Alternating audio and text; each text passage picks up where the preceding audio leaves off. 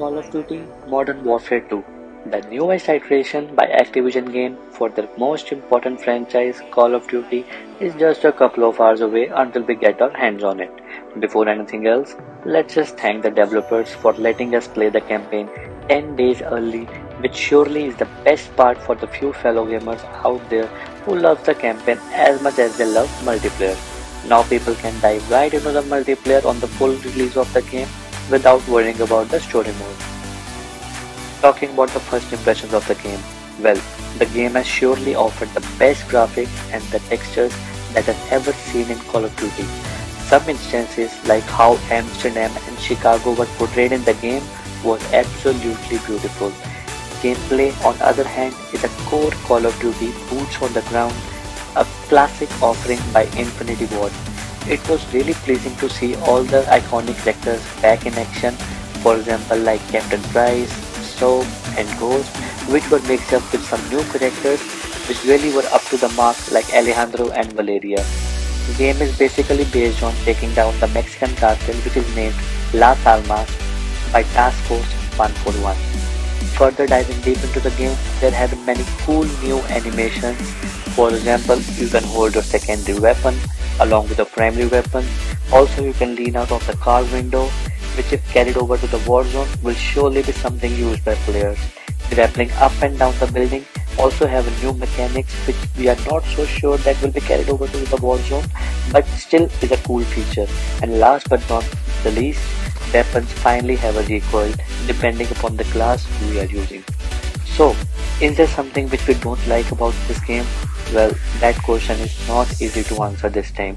Game really has received positive reviews, but even if we had to talk about something, well, slide cancelling is not anymore in this game. Yes, you might find a workaround for slide cancelling, but it comes at a cost where you start mounting on random corners. User interface really has been a very confusing thing for players, and the way menus were distributed was really inconvenient, which we got hands on during beta of the game. In conclusion, Call of Duty this time has really set the season with the right foot. Gamers have huge expectations with this game. Let's see if Call of Duty can meet them. Thank you for watching our video. This was Game Tech Radar. Follow and subscribe us for constant updates about games and technology and not miss out any information regarding the same.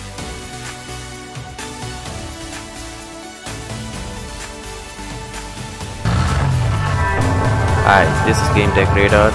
I am Nakul and this is the review of Modern Warfare 2. Now don't get me wrong, the original Modern Warfare is something that anyone who played it loved it.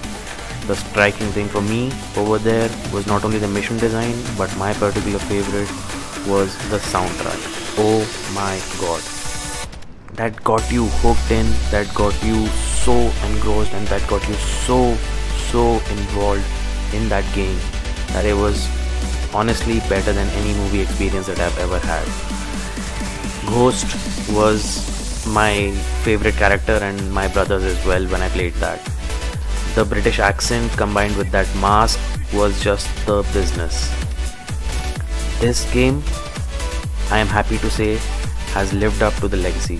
Do not get me wrong, this is not better than the original game, but this is a very enjoyable game. I do not know what IGN is on about when they gave it that rating. Now, let's get into what is good about this game first. The first good thing that is carried forward from the original Modern Warfare 2 is the sound design. This game is a brilliant sounding game. Everything from the footsteps, everything from the opening of doors, to stepping on some cans, to firing weapons, to the sound of grenades, to the dialogue volumes, and the overall sound quality production is next level, top notch, superb. The second thing I want to stress about this game is the gameplay and how the guns feel. Whether you're crouched, whether you're prone, whether you're running, walking, whether you're climbing out of windows, whether you're throwing grenades, whether you're crafting something, everything just feels like a well-oiled machine. Everything feels like it has a purpose. There is no extra flamboyant stuff out there. It is to the point, it is functional, and it just works. Same goes about the guns. The guns are superb in this game. There is no gun which feels like, what have you given me? Every gun has a purpose, every gun has its strength, and every gun has its cons, and the difference between all of them is very visible. You cannot do the same things in this game with an LMG that you might do with an assault rifle, and so on. And of course, the final thing that we will be talking about is good with this game are the graphics.